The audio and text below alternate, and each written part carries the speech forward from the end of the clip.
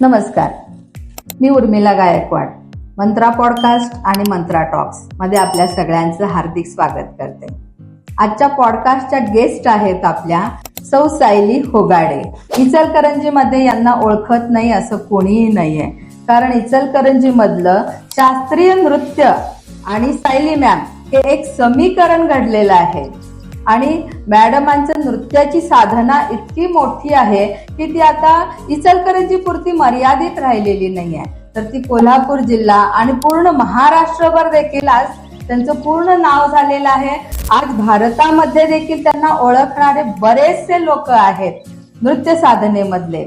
त्यांचं जे शिक्षण झालेलं आहे त्याच्याबद्दल मी अगदी थोडंसं सांगणार आहे, कारण खूप मोठा बायोडाटा आहे त्यांचा. त्यांच्याशी गप्पा मारता मारता आपल्याला हळूहळू त्याची उकल तर होतच जाणार आहे. पण कथ्थक नृत्यामध्ये त्यांनी विशारद केलेला आहे. शिवाय त्याच्यामध्ये पुढील त्यांची परीक्षा अलंकार देखील झालेली आहे. आणि शिवाय त्याच्यानंतर त्याच्या पुढे जाऊन त्यांनी MA डिग्री पण त्याची घेतलेली आहे. त्याचप्रमाणे भरतनाट्यम मध्ये देखील त्या विशारद आहेत. म्हणजे इतका मोठा गाढा अनुभव आणि त्याच्याबरोबर नृत्य साधना हे जमवणं म्हणजे काही सोपं काम नाहीये. त्यांची पदन्यास कला अकादमी आहे की ज्याच्यामध्ये आजपर्यंत माझ्या अंदाजानं एक 10,000 पर्यंत, बरोबर आहे ना मॅडम, इतक्या मुलींनी आणि शिवाय काही मुलांनी देखील शिक्षण त्याच्यामध्ये घेतलेलं आहे. शिवाय शास्त्रीय नृत्याच्या ज्या परीक्षा आहेत त्याच्यामधून देखील आज त्यांच्याकडे माझ्या अंदाजाने एक 45 ते 50 पर्यंत 55च्या वर, ओ ग्रेट, तर 55च्या वर विशारद झालेली संख्या आहे त्यांची. तर ही इतकी मोठी त्यांची नृत्याची परंपरा, आराधना, उपासना अखंड चालू आहे. आणि मी तो स्ट्रगल किंवा ती सगळी त्यांची यशोगाथा माझ्या डोळ्यांनी पाहिलेली आहे. कारण मला अभिमान आहे की मीही त्यांची एक विद्यार्थिनी आहे. तर आज आपण नृत्य साधनेबद्दल त्यांच्या बरोबर खूप सारं जाणून घ्यायचं आहे. त्यांची यशस्वी कारकीर्द जी घडलेली आहे त्याच्यामध्ये फक्त आनंद आणि उत्साहच असं नाही आहे, तर त्याच्यामध्ये त्यांना खूप स्ट्रगल झालेला आहे. कारण नृत्य साधना म्हटलं की प्रोत्साहन देणारा समाज खूप कमी आहे आणि त्यामुळं बरंचसं स्ट्रगल करून त्याच्यामध्ये पुढची यशोगाथा तयार करावी लागते. आज त्या यशाच्या शिखरावर आहेत. तर सायली मॅम, माझा पहिला प्रश्न आहे की तुम्हाला ही नृत्याची आवड कशी तयार झाली? नमस्कार, मी सौ सायली संजय होगाडे. आंगिकं भुवनं यस्य वाचिकं सर्ववाङ्मयम् आहार्यं चंद्रतारादि त्वं वंदे सात्विकं शिवम. प्रथम मी नटराजाला वंदन करते. मला नृत्याची आवड लहानपणापासून होती, पण माहेरी एवढं आई वडिलांना तिकडे चालतच नव्हतं नृत्य केलेलं. म्हणजे पूर्वी तसं हेच नव्हतं की मुलींनी नृत्य करायचं. तर आम्ही 4 बहिणी, मी 2 नंबरची बहीण, माझी छोटी बहीण सगळ्यात लहान 5 नंबरची, ती 5वीला होती आणि मी 9वीला होते. तेव्हा मी तिचा हवा में उडता जाए मोरा लाल दुपट्टा मलमल का या गाण्यावर मी तिचं नृत्य बसवलं आणि मला खूप आवड होती. आणि तेव्हा कसं रेडिओवर गाणी ऐकायची, TV नव्हता किंवा आम्ही थिएटरला जाऊन कधी सिनेमा बघितला नव्हता, इतक्या लहान आहे. आणि आमचं तसं वडिलांची सर्व्हिस खेडोपाडीच असायची, त्यामुळे आम्ही खेड्यात राहिलेलो. आणि तरी मला फार म्हणजे नृत्याची आवड होती. आणि मग मी बहिणीचं नृत्य बसवलं आणि शाळेत गॅदरिंगला जे शाळेत घेत होते तेवढंच मी नृत्य केलं. आणि मग लग्न झाल्यानंतर म्हणजे 12वी झाल्या माझं लग्न झालं. आणि लग्नानंतर पहिल्यांदा मी 1988 साली लीप इयरला मनोरंजन मंडळाच्या गॅदरिंगमध्ये पिया तोसे नैना लागेरे या गाण्यावर मी नृत्य सादर केलं. माझ्या मिस्टरांना खूप आवड आहे, संजय होगाडे यांना. ते बोलले की तू कर हा गाण्यावर. मग माझ्या पहिली गुरु तशी माझी गौरी कुलकर्णी, तिने मला हे नृत्य शिकवलं आणि मी ते पहिल्यांदा स्टेजवर सादर केलं.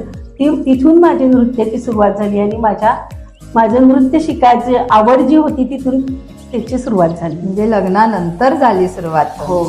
ओके, छान. लग्नानंतर तुमचा हा शिक्षणाचा जो प्रवास आहे तो कसा झाला सगळा? माझं लग्न 12वी झाल्यानंतर झालं.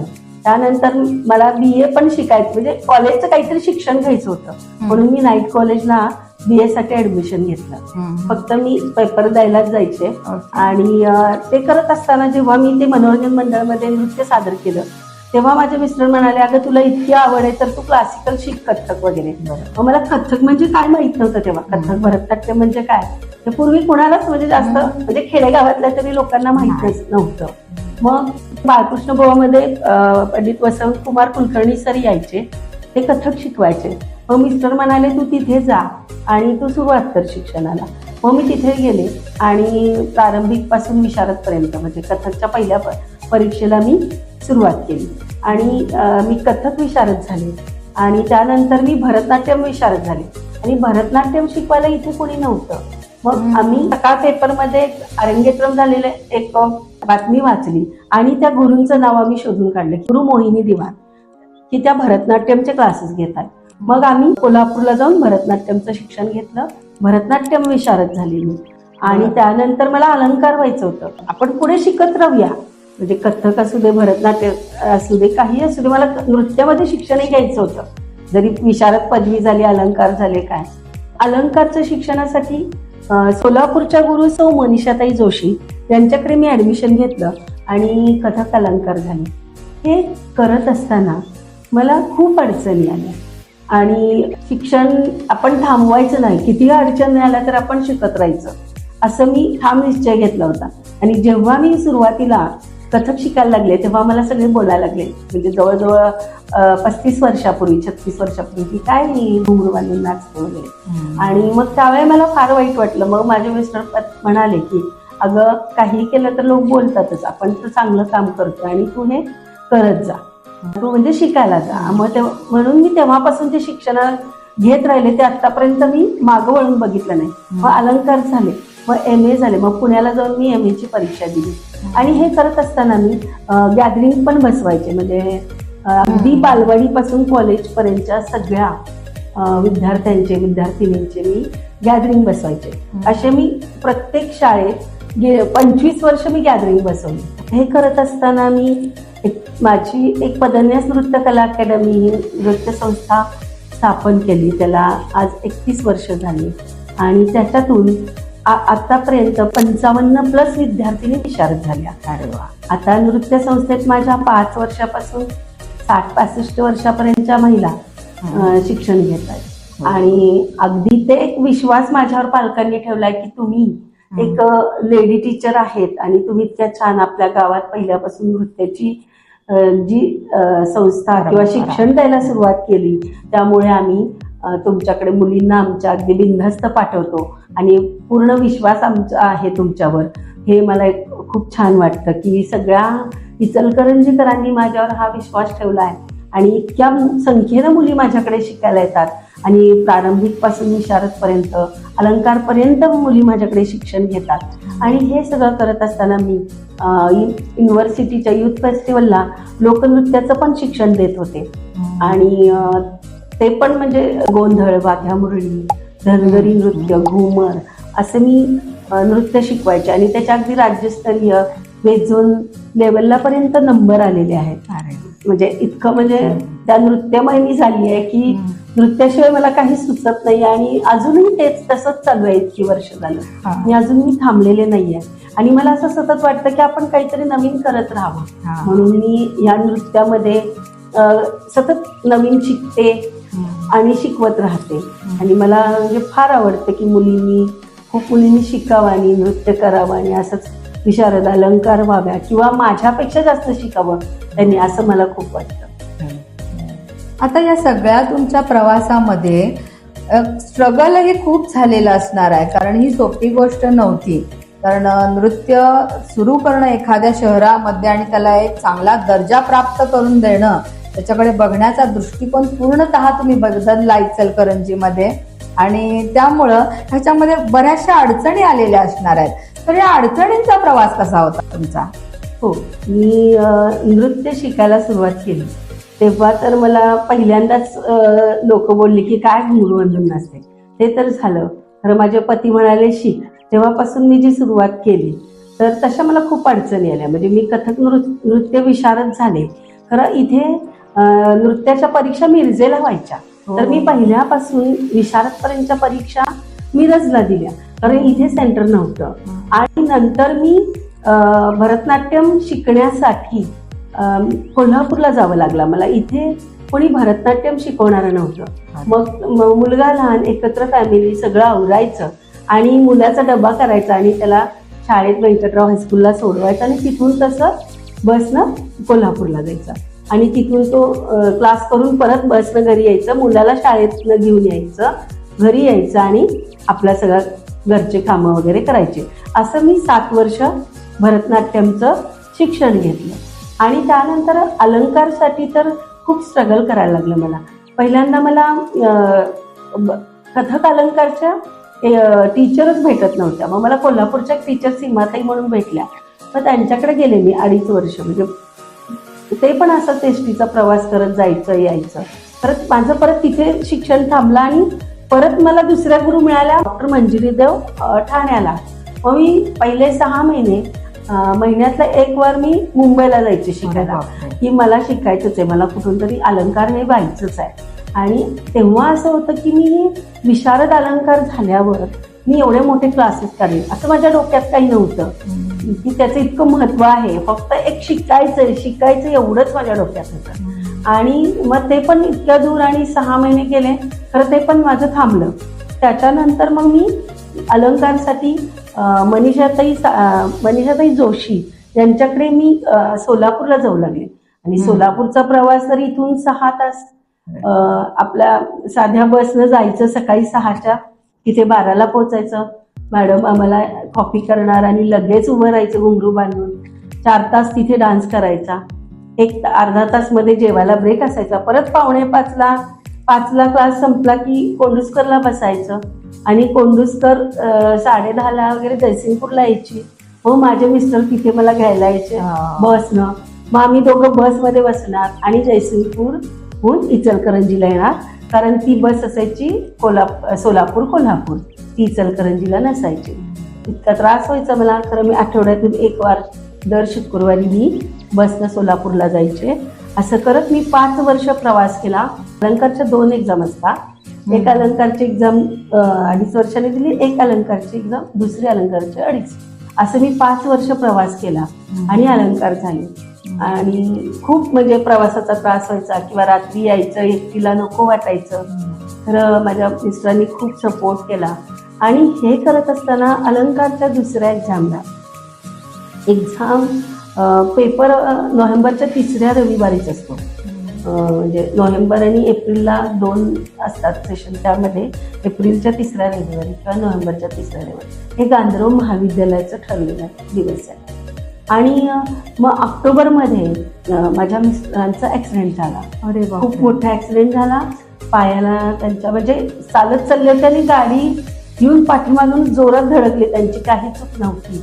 आणि माझा तर अभ्यास आणि प्रॅक्टिस झालेलं अलंकार 2 आणि शेवटचं वर्ष होतं.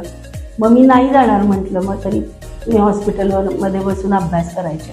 आता कसं प्रॅक्टिसला म्हणजे मी जाणार पेपरला.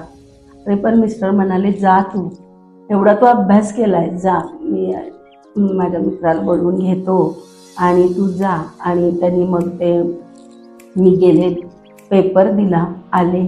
परत प्रॅक्टिकलच्या वेळेला पण सांगितलं जा तू. आणि मी प्रॅक्टिकल पण इतका अभ्यास आहे, त्याचा खूप अभ्यास आहे. म्हणजे आता तो इतका असा छोट्या ह्याच्यात सांगण्या इतका नाही आहे, इतकं मोठं आहे ते. तर ते मी दिलं आणि खूप म्हणजे इतकं वाईट वाटलं त्यावेळेला मला की ॲक्सिडेंट झाला. म्हणजे हे मी त्यावेळेला सांगूच शकत नव्हते इतकं झालं. हां. आणि जेव्हा रिझल्ट आला तेव्हा खरंच आपण हे केलेलं त्याचे म्हणजे त्यांच्यामुळेच आपण अलंकार झालो, नाहीतर अलंकार झालो नसतो. की त्यांच्या प्रोत्साहन मला खूप मिळालं. आणि नाही, मी त्यांच्यामुळेच आज इथं अलंकारपर्यंत किंवा जे काही मी झाले ते आज माझ्या पती संजय होगाडे यांच्यामुळेच झालेली आहे आणि त्यांच्या प्रोत्साहनामुळेच झालेली. अरे बापरे, खूपच स्ट्रगल केलेला आहे तुम्ही खरोखरच. म्हणजे या यशस्वी कारकिर्दीला एक अशी पण एक किनार आहे की जी पेनफुल आहे, जी दुःखदायक आहे, पण ती तुम्ही मात्र अगदी पार पाडली आणि यशस्वी झालेला. ओके. आता पुढचा माझा प्रश्न आहे मॅम, की इचलकरंजीकरांना कथ्थक नृत्य काय आणि भरतनाट्यम नृत्य काय हे तुम्ही लाईव्ह दाखवलं आणि ते सगळ्यांना भावलं, तर हे रंगमंचावरचे जे कार्यक्रम आहेत की ज्याच्यामुळं आम्ही सगळे अगदी विस्मित झालो, तर हे कार्यक्रम असे तुमच्या पूर्ण कारकिर्दीमध्ये खूपच झालेत, पण तरी पण त्यातले ठळक काही कार्यक्रम तुम्ही आम्हाला सांगा की कसे झाले आणि किती झाले. हा, मी कथक नृत्य करत होते तेव्हा तर आम्ही कथकचे प्रोग्राम करतच होतो आणि गुरुपौर्णिमाचे कार्यक्रम मुलींचे व्हायचे, आम्ही त्याच्यात सादरीकरण करायचं. नंतर मी भरतनाट्यम विशारद झाले, 5 परीक्षा दिल्या. त्याच्यानंतर त्यावेळेला मी अरंगेत्रम हा इचलकरंजीच्या इतिहासात हा पहिला प्रोग्राम झाला माझा. की हा अरंगेत्रम म्हणजे आपण जे नृत्याचं शिक्षण घेतो ते नृत्य स्वरूपी गुरूंना दक्षिणा द्यायची नृत्याच्या स्वरूपात, त्याला अरंगेत्रम असे म्हणतात आणि ते भरतनाट्यम मध्ये सादर केले जाते. आणि ज्या वेळेला मी ते सादर केलं तेव्हा लोकांना कळालं की नक्की ही काय नृत्य करते, म्हणजे काय आणि काय काय नाचतीये असं. म्हणजे काही लोकांना वाटायचं काय नाचते ही, काय म्हणते म्हणजे. मग त्याच्यामध्ये काय असतं, दाक्षिणात्य भाग आमच्या समोर उभा राहिला असं सगळ्यांना असं वाटू लागलं त्या. आणि त्यातला एक भाऊक प्रसंग म्हणजे जेव्हा अरंगेत्रम झालं तेव्हा सगळं ऑडिटोरियम, नाट्यगृह सगळ्यांनी उभं राहून स्टँडिंग ओव्हेशन मध्ये मला म्हणजे खूप टाळ्या दिल्या आणि मला इतकं छान वाटलं. आणि माझ्या सासूबाई स्टेजवर आल्या कार्यक्रम संपल्यावर आणि मला गळ्यात मिठी मारून म्हणाल्या, खरंच तू काहीतरी वेगळं केलंस, म्हणजे तू वेगळं करून दाखवलंस असं. तो एक म्हणजे मी प्रसंग कधीही विसरत नाही, तो मनात साठवून राहिला माझ्या, की त्यांनी शाबासकी दिली. ती शाबासकी दिली तेच मला खरंच म्हणजे खूप छान वाटलं. आणि ते त्यांना मी तयार करायसाठी की अरंगेत्रम म्हणजे काय माहीत नाही आहे आणि हे करायचं, तर मी त्यांना कोल्हापूरला एक अरंगेत्रम झालं तिथं मी त्यांना दाखवायला नेलं, परत सांगलीला एक अरंगेत्रम झालं तिथं मी आणि माझे मिस्टर त्यांना घेऊन गेलो की असं आम्ही करणार आहे म्हणून. आणि मग ते आम्ही केलं. मग त्यावेळेला त्यांना ते खूप छान वाटलं. आणि खरंच इचलकरंजीच्या इतिहासातलं पहिलं अरंगेत्रम इतकं छान झालं आणि ते अजूनही इचलकरंजीकरांच्या स्मरणात राहिलेलं आहे. मी तर माझा तो एक दागिनाच आहे आणि त्यासाठी मी खरंच माझे दागिने विकले होते लग्नात घातलेले. आणि मला दागिन्यापेक्षा नृत्याची फार आवड, तोच माझा मोठा दागिना आहे. अरंगेत्रम हाच माझा मोठा दागिना आहे आणि ते मी कधीही विसरू शकणार नाही. अगदी कलाकार भावूक असतात ते आता तुम्हाला आता प्रत्यक्षदर्शी दाखवून दिलं. आणि खरोखर म्हणजे सासूबाईंचं तुम्हाला इतकं हे वाटतंय की त्यांनी शाबासकी दिली त्याचं तुम्हाला खूप महत्त्व वाटतंय. तर असं खरोखर एक सोज्वळ व्यक्तिमत्व तुमच्यासारखं इचलकरंजीला लाभलंय हे आम्हाला अभिमानाची गोष्ट आहे. आता पुढचा प्रश्न घेऊया आपण. आता हे झाला तुमचा प्रोग्राम रंगमंचाचा, पण तुमच्या माझ्या अंदाजानं विद्यार्थ्यांनी किंवा विद्यार्थिनींनी पण असे बरेचसे कार्यक्रम केलेत, तर त्याबद्दल थोडंसं. माझा भरतनाट्यम मधील अरंगेत्रम झालं, तर माझ्या स्टुडंटने कथकमध्ये केलं, कथक नृत्यांजली. तर माझ्या पहिल्यांदा 6 विद्यार्थिनी त्यांनी नृत्य केलं 2010 साली. त्यांचं कथक नृत्यांजली म्हणून मोठा शो झाला इचलकरंजीमध्ये. त्याच्यानंतर 2-3 वर्षांनी हुपरीमध्ये मीना वाईंगडे यांचाही नृत्यांजली हा प्रोग्राम हुपरीमध्ये त्यांनी केला विशारद झाल्यानंतर. आणि परवाच आत्ता मागच्या वर्षी 2025ला माझ्या 7 विद्यार्थिनी नृत्यांजली हा प्रोग्राम केला. आणि तो इतका अप्रतिम झाला की पुण्या मुंबईच्या लेवलला जसा प्रोग्राम होतो तसा आपण इचलकरंजीमध्ये केला असं सगळ्यांनी सांगितलं आणि खूपच सुंदर प्रोग्राम झाला. आणि असे प्रोग्राम काही तुमच्यामुळेच इचलकरंजीमध्ये होतात हे शास्त्रीय नृत्याचे असं सगळे सांगतात मला. त्याचा मला फार अभिमान वाटतो.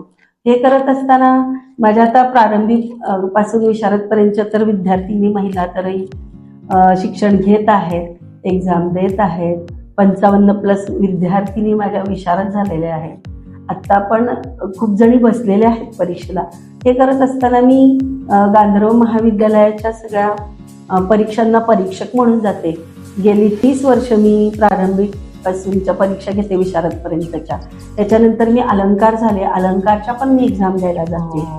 आणि सेंटर बेळगाव, बेंगलोर, नाशिक, मुंबई, सगळीकडे अहमदाबाद वगैरे तिकडे मला पाठवतात आणि ह्या सगळ्या परीक्षा मी अखिल भारतीय गांधर्व महाविद्यालय मंडळातर्फे माझ्या स्वतःच्या झालेल्या आहेत आणि मुलींच्या पण मी त्याच्याच थ्रू परीक्षा देत असते आणि त्याचा उपयोग पण मुलींना आहे खूप. म्हणजे शाळेसाठी पण त्या मुलींना 10वीला मार्क्स मिळतात, याचा असा उपयोग पण खूप आहे.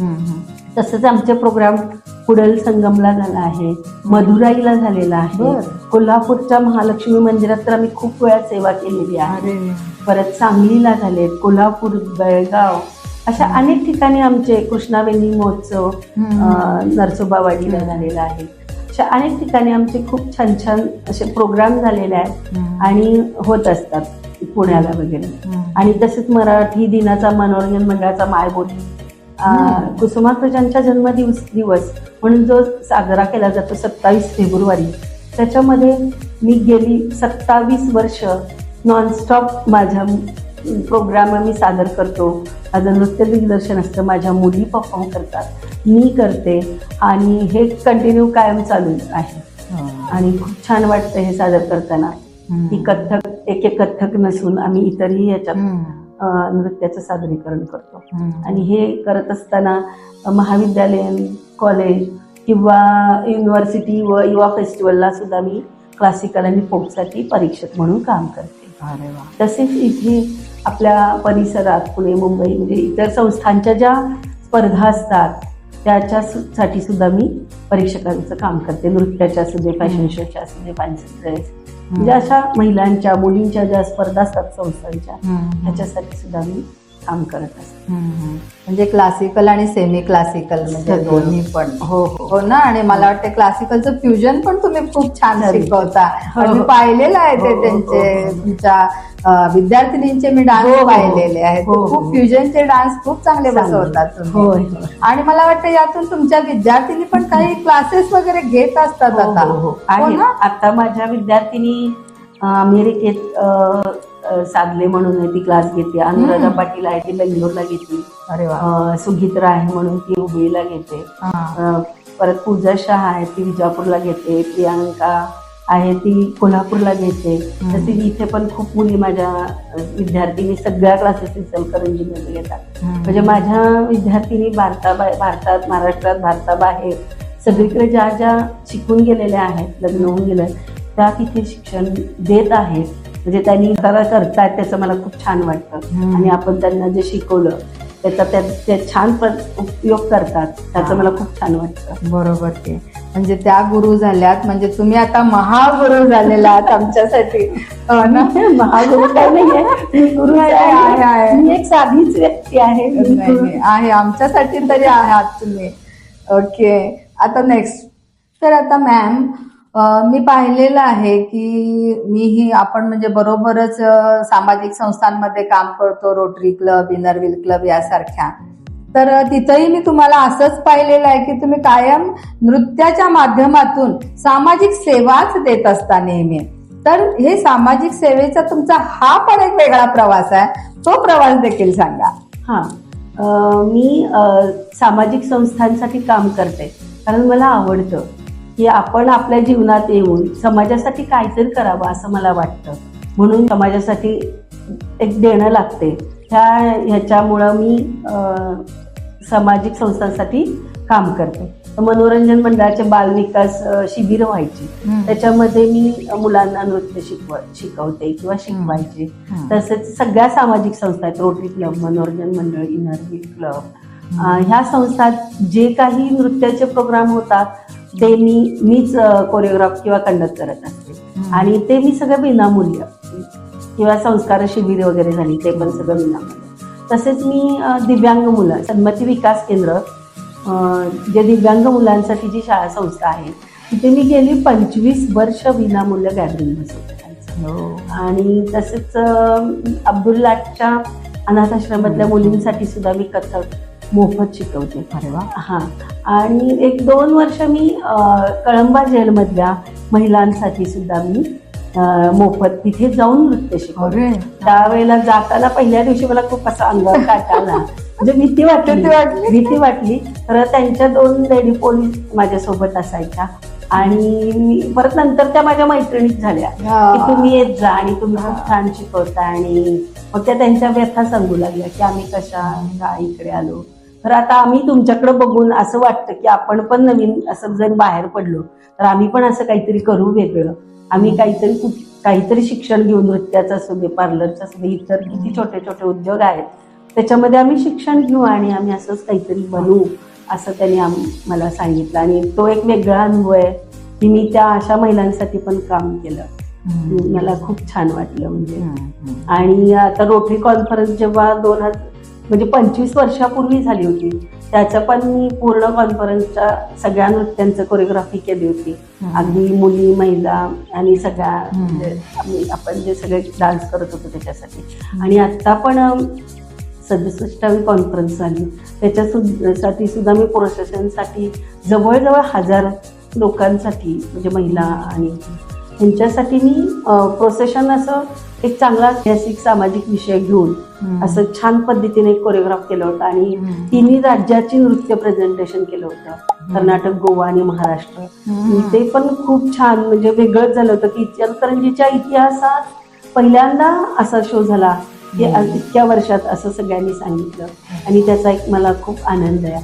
आणि हे मी असंच संस्थांसाठी काम करते आहे विनामूल्य आणि असंच करत राहील. असं मला समाजासाठी काहीतरी करावं वाटतं आणि मी करत राहणार. ही तुमची ही वेगळी एक कला आहे सामाजिक बांधिलकीला धरून काम करण्याची.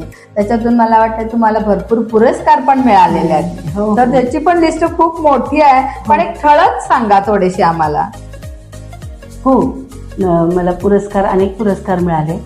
तर रोटरी क्लब, लायन्स क्लब, परत बळीराम कवडे चॅरिटेबल ट्रस्ट कोल्हापूर, निलिमा नृत्यालय पुणे, नाशिकचा कलारत्न कोष्टी कला मंचचा नाशिकचा कलारत्न पुरस्कार, परत परवाच कलाभूषण पुरस्कार भूमच्या चौलेश्वरी महिला मंडळातर्फे मिळाला. परत निसर्ग मित्र मंडळाचा पुरस्कार, अशा अनेक पुरस्कार मिळाले. आणि ते कामाची मला पावती मिळाली. आणि हे जे मला प्रोत्साहन देतात पुरस्कारामार्फत किंवा असेच मला शाबासकीची जी थाप मिळते ते त्यामुळे मला आणखी काम करावं असं वाटतं आणि ती मला प्रेरणा मिळते आणि मी काम करत राहते. अगदी बरोबर. आता नृत्याची आवड किंवा नृत्याचा छंद बऱ्याच जणांना लागलेला आहे. अगदी म्हणजे छोट्या आबालवृद्ध म्हणलं तरी चालेल. आणि त्याच्यामध्ये कुठल्याही प्रकारचा मग नृत्य असू दे, डान्स असू दे, गणपती डान्स असेल, काहीही असेल, तर मुलांना आवड तयार झालेली आहे. मग मुलांना, आजकालच्या तरुण पिढीला, युवा वर्गाला तुम्हाला नृत्याबद्दल काय संदेश द्यायची इच्छा आहे? मला असं वाटतं की कोणतीही कला आपल्याला जगायला शिकवते आणि कोणतीही कला आत्मसात करावी. नृत्य तर करावं, तर प्रत्येकाला नृत्य जमेल नाही जमेल असं आपण काही सांगू शकत नाही. तर चित्रकला आहे, गायन आहे, वादन आहे, नृत्य आहे, अशा कोणत्याही कला आपण जपाव्यात, शिकाव्यात असं मला वाटतं. नृत्यकला करावी का, तर त्यातून फायदे खूप आहेत आपल्याला. शारीरिक फायदे, व्यायाम होतो. मानसिक फायदा आहे की आपलं माइंड छान राहतं आणि आपण आनंदी राहतो. आर्थिक तर काय, आपण पुढे शिक्षण झाल्यावर क्लासेस काढू शकतो आणि आपण त्याची फी घेऊ शकतो आणि आपला आर्थिक फायदा पण हा होतो. आणि आता तर माझ्या हाताखाली मुली शिकतात, त्या तर 4-5 एक्झाम झाले की त्या कोरिओग्राफी करायला सुरू करतात. मी सांगते की तुम्ही जावा, शाळेत जाऊन गॅदरिंग वगैरे बसवा आणि मग त्यांना ती शिकायची पण पुढचं पण शिकायला सोपं जातं आणि नृत्यातली आवड पण वाढते की आपण हे केलं तर पुढचं शिकलं तर आपल्याला आणि त्याचा चांगला फायदा होईल. तर असं मला वाटतं की सगळ्यांनी कोणती कला जपावी आणि कुठलीही कला आपल्याला जर आत्मसात करायची असेल किंवा शिखरावर पोहोचायचं असेल तर आपल्याला जिद्द, मेहनत आणि चिकाटी ही ठेवावीच लागते. आपण मध्ये जर बाहेर पडलो त्यातून तर आपण जिथपर्यंत जाणार आहे, ज्या शिखरापर्यंत पोहोचू शकणार नाही, ती कोणतीही कला अर्धवटच राहील. तर मला असं सगळ्यांना सांगायचं आहे की सगळ्यांनी कथक, भरतनाट्यम तर शिकाच, कारण आपल्या इथे फक्त कथक आणि भरतनाट्यमचेच वर्ग आहेत इकडच्या भागामध्ये. मग तुम्ही बाहेर गेला, पुणे, मुंबई, बाहेर याला तर सगळे आहेत, मग ओडिसी आहे, कथकली आहे, मोहिनीअट्टम आहे. तर कथक आणि भरतनाट्यम आपल्या इथल्या एरियात आहे, तर सगळ्यांनी शिकावं असं मला वाटतं. आणि महिला खूप आता माझ्याकडे क्लासला येऊ लागल्यात की कारण त्यांना मनाला खूप आनंद मिळतो आणि पुढचं करिअर करावं असं मला वाटतं. आणि मी सगळ्या माझ्या विद्यार्थिनींना सांगते की तुम्ही शिका, मी तर शिकतीच आहे. आपण नेहमी मी जरी एवढं शिकले तरी आपण विद्यार्थीच असतो. आपली ही दशा आता विद्यार्थीच आहे, आयुष्यभर आपण विद्यार्थीच असतो आणि असंच राहावं, तेव्हा कुठे आपण पुढचं शिक्षण घेऊ शकू. जर मला सगळंच येत आहे म्हटलं तर काहीच होणार नाही आहे. त्यामुळे आपण नेहमीच विद्यार्थी होऊनच राहावं असं मला वाटतं. आणि मी तरी विद्यार्थीच आहे आणि असंच मी माझं कार्य करत राहणार, नृत्याचा प्रसार करत राहणार आणि सगळ्यांना शिकवणार, हा माझा मानस आहे. खूप छान संदेश दिला तुम्ही मॅडम, खूपच सुंदर. तुमच्या जीवन प्रवासाबरोबरच तुम्ही एक नृत्याबद्दल खूप सुंदर संदेश दिला. नक्कीच हे ऐकणारी जी पिढी आहे समोरची किंवा समोरचा जो प्रेक्षक वर्ग आहे तो नृत्याबद्दल निश्चितच विचार करेल आणि एक छंद म्हणून का होईना त्याकडे पाहिल. आणि आज तुम्ही माझ्या पॉडकास्टमध्ये आलात आणि इतकं सुंदर संयमी शांत व्यक्तिमत्व तुमचं बघून आणि नृत्याबद्दलचा आदर द्विगुणित झालेला आहे आमचा. तर आल्याबद्दल खूप खूप खूप धन्यवाद तुमचे. धन्यवाद, मला इथं तुम्ही बोलवलं आणि जे मला तुम्ही जी संधी दिली त्याच्याबद्दल धन्यवाद. थँक्यू.